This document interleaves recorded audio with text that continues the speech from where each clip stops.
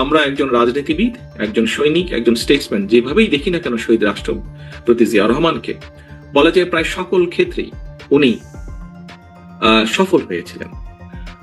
আজকে আমার আসলে এখানে কথা বলার কথা ছিল না, পরে আয়োজকবৃন্দ আমাকে বললেন যে অল্প কথা বলতে হবে। আমি আজকে এখানে জিয়া রহমান ফাউন্ডেশনের চেয়ারম্যান হিসেবে অথবা বিএনপির একজন কর্মী হিসেবে ঠিক বলতে চাই না, আমি শহীদ রাষ্ট্রপতি জিয়া রহমানের সন্তান হিসাবে আজকে হয়তো দুটো কথা আপনাদের সামনে তুলে ধরবো। আমি প্রথমেই ধন্যবাদ জানাচ্ছি আজকের আলোচকবৃন্দ যারা মঞ্চে থেকে এতক্ষণ বিভিন্নভাবে আমার বাবা শহীদ রাষ্ট্রপতি জিয়া রহমানকে তুলে ধরেছেন আজকের উপস্থিতিবৃন্দের সামনে, একই সাথে দেশবাসীর সামনে। আমরা যদি খেয়াল করে দেখি, আমরা আলোচকবৃন্দ যে সকল বিষয়ে আলোচনা করেছেন শহীদ রাষ্ট্রপতি জিয়া রহমানের ব্যাপারে, আমরা মোটামুটি ভাবে হয়তোবা তিন ভাবে আমরা দেশের প্রয়োজনে, মানুষের প্রয়োজনে, সময়ের দাবিতে বিভিন্ন ভাবে যদি আমরা পর্যালোচনা করি, শহীদ রাষ্ট্রপতি জিয়া রহমানকে আমরা হয়তো তিন ভাবে দেখতে পাই, যেটি ছিল সময়ের দাবি বা পরিস্থিতির কারণে।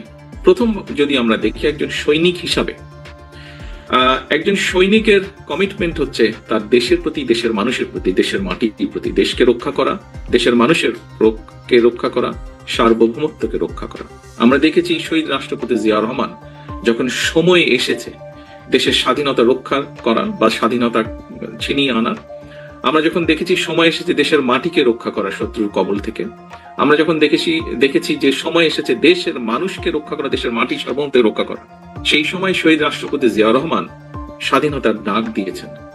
মুক্তিযোদ্ধা যারা ছিলেন, যারা যুদ্ধ করেছেন, তাদেরকে ঐক্যবদ্ধ করার চেষ্টা করেছেন, উজ্জীবিত করেছেন মানুষকে মুক্তিযুদ্ধে এগিয়ে আসার জন্য। এবং একজন সৈনিক হিসেবে যা দায়িত্ব, সেই দায়িত্ব উনি সর্বোচ্চ দিন উনি পালন করেছেন। এবং আলহামদুলিল্লাহ, আল্লাহর মতে বাংলাদেশের মুক্তিযোদ্ধাদেরকে সাথে নিয়ে যুদ্ধ করে দেশ স্বাধীন করেছিলেন ওনারা সকলে মিলে। কাজেই খুব সংক্ষেপে যদি দেখি, একজন সৈনিকের যে দায়িত্ব, সেই দায়িত্ব উনি পালন করেছেন। আমি বিশ্বাস করি, যেহেতু উনি একজন সশস্ত্র বাহিনীর সদস্য ছিলেন, বর্তমান এবং আগামী দিনে সশস্ত্র বাহিনীর যে সকল সদস্য আসবেন, দেশের স্বাধীনতা, সার্বভৌমত্ব, দেশের মাটিকে রক্ষার শপথ নিয়ে তারা শহীদ রাষ্ট্রপতি জিয়া রহমানের যে বীরত্ব, সৈনিক হিসাবে ওনার যে কাজগুলো, কমিটমেন্ট, সেটি তাদের সকলকে উজ্জীবিত করবে, সাহসী করবে। এরপরে যদি আমরা দেখি, সময়ের প্রয়োজনে, দেশের প্রয়োজনে, পরিস্থিতির কারণে শহীদ রাষ্ট্রপতি জিয়া রহমানকে একজন রাজনীতিবিদ হিসাবে আমরা দেখেছি। একজন রাজনীতিবিদের যেই কাজ, উনি একজন সৈনিক হয়েও তারপরে যখন উনি রাজনীতিবিদ হিসাবে আবর্তিত হলেন বা রাজনীতিবিদ হিসাবে উনি যখন কাজ শুরু করলেন, সেই সময় আমরা দেখেছি যে উনি ঢাকা শহরের ভিতরে বসে থাকেন। একজন রাজনীতিবিদের কাজ হচ্ছে যেহেতু মানুষের জন্য রাজনীতি করা, মানুষের কাছে উনি ছুটে গিয়েছেন, মানুষের সাথে কথা বলেছেন, মানুষ সম্পর্কে জানতে চেয়েছেন, মানুষের সমস্যা বুঝতে চেয়েছেন, সেইভাবে উনি সমস্যার সমাধানের চেষ্টা করেছেন। উনি যে আদর্শ দিয়েছেন, যে 19 দফা দিয়েছেন, সেগুলোর মাধ্যমে উনি মানুষকে ঐক্যবদ্ধ করার চেষ্টা করেছেন, জাতিকে বিভক্ত না করে। পূর্বে আমরা দেখেছি, উনি দায়িত্ব গ্রহণের আগে আমরা দেখেছি বিভিন্ন রকম থিওরি দিয়ে জাতিকে বিভক্তির চেষ্টা হয়তো করা হয়েছিল, কিন্তু উনি চেষ্টা করেছেন সকল জাতিকে বাংলাদেশি বলতে যাদেরকে বোঝায়, বাংলাদেশ, এখানে আলোচকবৃন্দ আলোচনা করেছেন, স্বাভাবিকভাবে একটি দেশের মধ্যে বিভিন্ন ধরনের মানুষ থাকতেই পারেন, থাকাটাই স্বাভাবিক। উনি চেষ্টা করেছেন সকলকে এক জায়গায় নিয়ে আসার জন্য, এবং সবচেয়ে সেটি ধর্ম, বর্ণ, সকল কিছুর উপরে গিয়ে উনি একটি পরিচয় দিয়েছিলেন, আমরা বাংলাদেশি, যেই পরিচয়ে আমরা আজকে সমগ্র বিশ্বে পরিচিত। একজন রাজনীতিবিদ হিসেবে উনি সেটা করেছিলেন। এবং আজকে এত বছর পরেও আমাদের যে এই দল, বাংলাদেশ জাতীয়তাবাদী দল, যার একজন কর্মী আমি, সামনে যারা বসে আছেন অনেকেই তার কর্মী, মঞ্চে উপস্থিত আছেন কয়েকজন এই দলের কর্মী হিসাবে, নেতা হিসাবে, আমরা দেখেছি যে উনি রাজনীতিবিদ হিসাবে সফল ছিলেন বলেই আজকে আমরা বাংলাদেশ জাতীয়তাবাদী দলকে, ওনার চলে যাবার পরেও, এত বছর পরেও আমরা এই দলকে মানুষের মধ্যে ধরে রাখতে পেরেছি। এরপরে যদি আমরা দেখি, একজন স্টেটসম্যান হিসাবে, একজন স্টেটসম্যানের কাজ কি? একজন স্টেটসম্যানের কাজ হচ্ছে দেশের মানুষকে সঠিকভাবে পরিচালনা করা, দেশকে সঠিকভাবে পরিচালনা করা। একজন স্টেটসম্যানের কাজ হচ্ছে দেশের মানুষের সমস্যার সমাধানগুলো করা। আমরা যদি দেখি এখানে আজকের প্রধান আলোচক নজরুল ইসলাম খান সাহেব, উনি ওনার বক্তব্যে বলেছেন ওনার যেহেতু সরাসরি কাজ করার সুযোগ হয়েছিল শহীদ রাষ্ট্রপতি জিয়া রহমানের সাথে, তার ওনার সেই এক্সপিরিয়েন্স থেকে উনি কতগুলো কথা বলেছেন। কাজে আমরা যদি দেখি, যেমন আজকে আমরা আলাপ করছি, প্রায় আমরা বলে থাকি দুটো বিষয় নিয়ে।